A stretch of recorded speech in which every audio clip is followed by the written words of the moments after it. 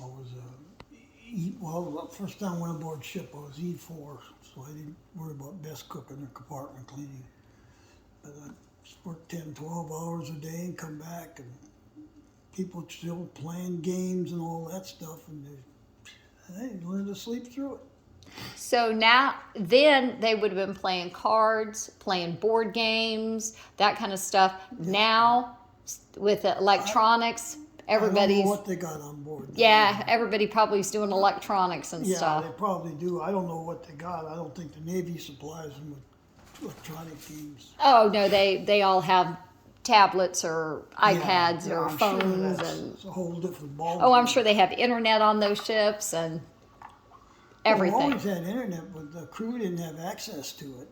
Oh, you wouldn't have had internet back in the 70s. The internet wasn't around yet. No, we wouldn't have had it anyway. Yeah, I know. But you're right, but I'm sure they have it now. Oh, yeah, they got it now. Oh, I'm sure the ships use it. Yeah, but... Technology's changed. Yeah, but every crewman on the ship ain't going to have his own private email line.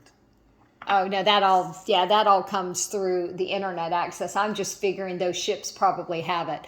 The communication then was, how often did you hear from Mom? Every week. So she sent letters. Yeah, she sent letters every time. And then you would send letters, and you guys would have mail call. Yeah, they usually 7 to 10 days to get a letter there. And how often were there phone calls? Never. Never. Unless you had an emergency, you wanted to make a phone call, you could. Otherwise, there was no phone communication. No. And do you know how they communicate now? I have no idea. They can text. They can do FaceTiming and talk to each other. They can do that in the middle of the desert in the Middle East. They're doing that. Email. I mean, they can be in communication every single day throughout the day. It's a different world, isn't it? No, we didn't have none of that stuff. It wasn't available. Well, no, of course not. Take what's available. So you did what you had to do. Mm-hmm. You did your time aboard the ship? I did lots of time aboard ships. I never was ship's company, but I was on enough of them. What ship's company mean? Stationed on the ship. Oh. I was never stationed on one. I was always there TAD with the squadron or with an What's airplane. TAD? Temporary additional duty. Oh, okay. That type of stuff. But I never was a crewman on a ship. I mean, assigned to a ship. And if they were assigned to that ship, how long would that be, for 2 or 3 years? 3 years. And how often does that ship go out? Now they're gone all the time. They come in for a few months and go out for 7 or 8, 9, and come back in for a few more. Wow. They're out a lot now because we don't have enough carriers to cover everywhere to go. The United States is involved everywhere in the world. Mm-hmm. So consequently, we spend a lot of time at sea. I wouldn't want to do it. Nope. There was enough time at sea when I was there, and we were always here, there, and the other place. Mm-hmm. But that's the way it goes. I got to go around the world twice. I've been all over the world. I just can't remember everywhere I've been. So if you were back 17, 18 again, and you had to pick which branch you would go into, would you still pick the Navy? Sure. So. Want something exciting. You think that's more exciting than the Air Force or the Army or the Marines? Yeah, the Air Force, you get stuck someplace and you're there. Navy, you get on a ship, you go from this country to that country, you're always on the go. Well, that's true. No, I could have joined the Air Force or the Army or any of them, but I don't want no part of that. They said, yeah, you get a base and that's where you're stuck. No, I want to go someplace. I did. And is that because you grew up in a small town and you were ready to see something besides St. Cloud? That's right. I was ready to go places, and I did. So was it kind of a culture shock when you left home and went to basic training? Where'd you go to basic training? Detroit, Great Lakes. Okay, that was in Michigan? Michigan. Okay, Illinois, actually. Illinois. So was that kind of a cultural shock for you, just what the military? Well, it was boot camp. We knew it was going to be rough. Okay. So we were expecting. I was expecting more than we actually got, so it was no big deal. We should have gone the Marines if you really wanted it to be No, tough. I didn't want to be a Marine because the Navy traveled more than Marines did. The Marines would have made it tough for you. So after boot camp, where did you go? Pensacola. And that was for just a training Yeah, I was some training. I was there about a year, and I put in for a transfer, to, sea duty, and I went to San Diego. San Diego or Miramar. Hell, I don't remember. I went someplace and it was with a squadron, and we loaded on a ship out of San Francisco. and that was before you got married. Oh yeah, this is all. Okay, so what was the memorable thing that happened in Pensacola that year that you were there, out at the beach? Nothing. Oh, yeah. I have no idea. Something about sunburn? Oh yeah, well everybody gets that. So what happened? I get sunburned And why did you get sunburned? because I was out on the beach. And you fell asleep, Yeah, and your buddies let you sleep yeah. instead of waking you up. So your fair skin got sunburned. So then did you call in sick the next day and tell them you couldn't come to work because you were sunburned? Didn't dare call in sick. 'Cause Why? I was sunburned. Why? Sunburn wasn't authorized to be sick from. You shouldn't have got sunburn. So were you in a little bit of discomfort? A lot. So what did you learn from that? I learned not to go in the sun.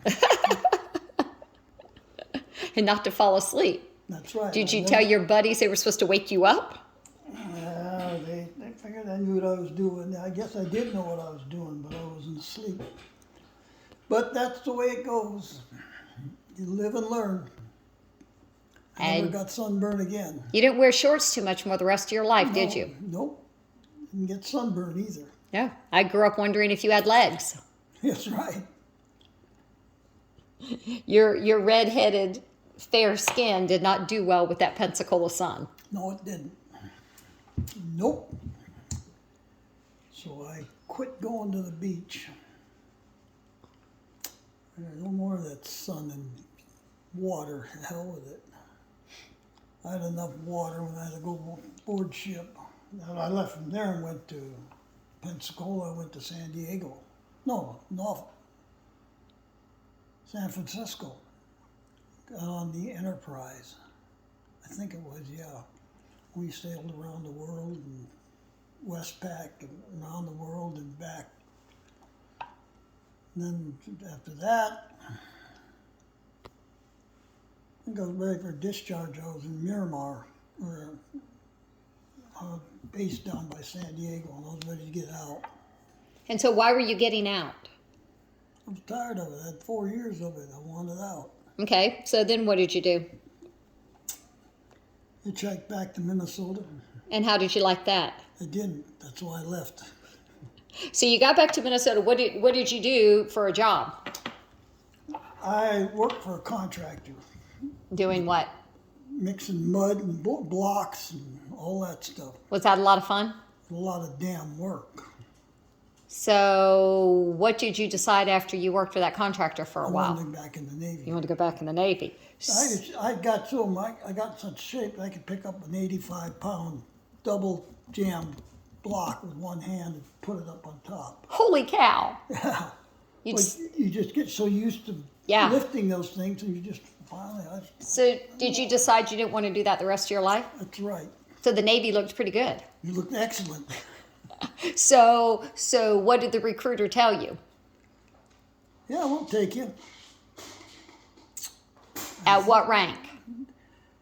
When he told me E4, I said, "You got me." So you went out as an E4 and he agreed to let you come back in and give you when I was your, an E5. okay. And they gave you your years of service, your Yeah. previous years, and they allowed you to add it to it. Yeah. That was a deal you couldn't refuse. No.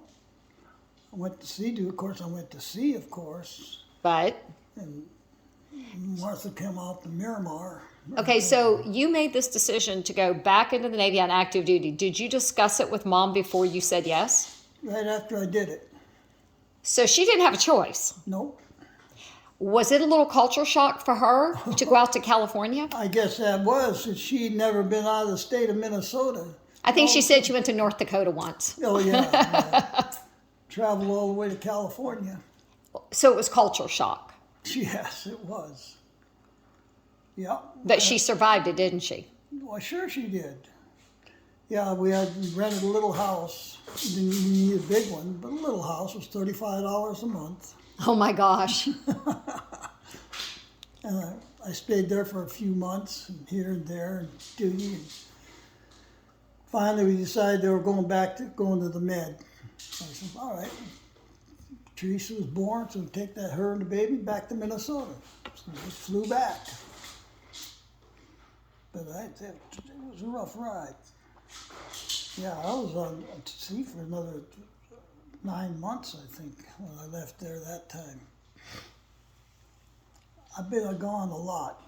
So she not only survived, she thrived. That's right. She did what she needed to do. She put on her big girl panties and did what she needed to do. I made her grow up in a hurry.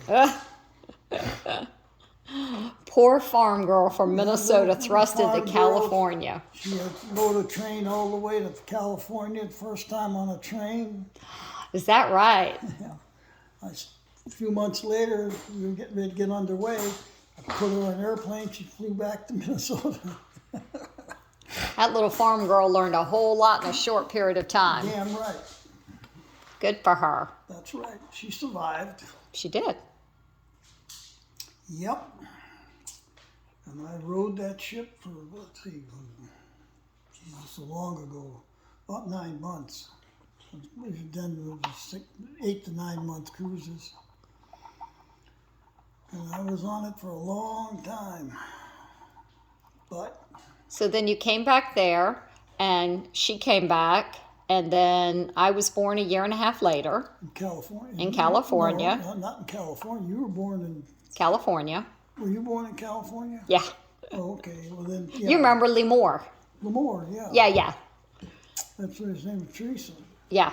And so after that, then you got stationed across the country because a year and a half later, Daniel was born. Yeah, and I was in the Far East. You were gone out to sea, and Grandma Fisher came to take care of Teresa and me, Yeah. and the chief's wife took Mom to the hospital, Yeah. to Portsmouth Naval Hospital. Yeah. That's what I told her, don't worry about it. The squadron's going to take care of you. Their wives and the chiefs, first class, and all that, they'll take care of you. Yeah, I was the leading chief's wife, took her to the hospital. And you got a message, and what did the message say? What did it say? They just read it to me. So, but you got a telegram or a message of some telegram type. says, baby boy, umpty, umpty, ump, and mother and baby doing well. And so what was the Daniel was born. how old was Daniel when you saw him the first time? What was he, about 5, 6 months?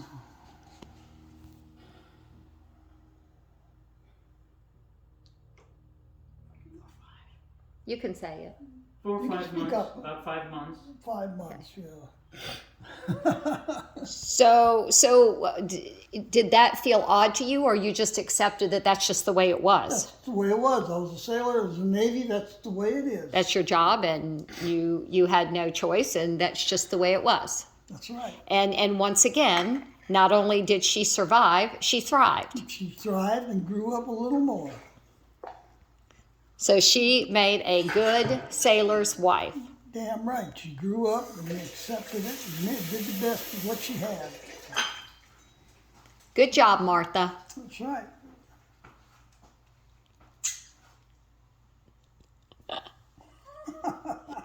What are you talking about? You ain't saying nothing.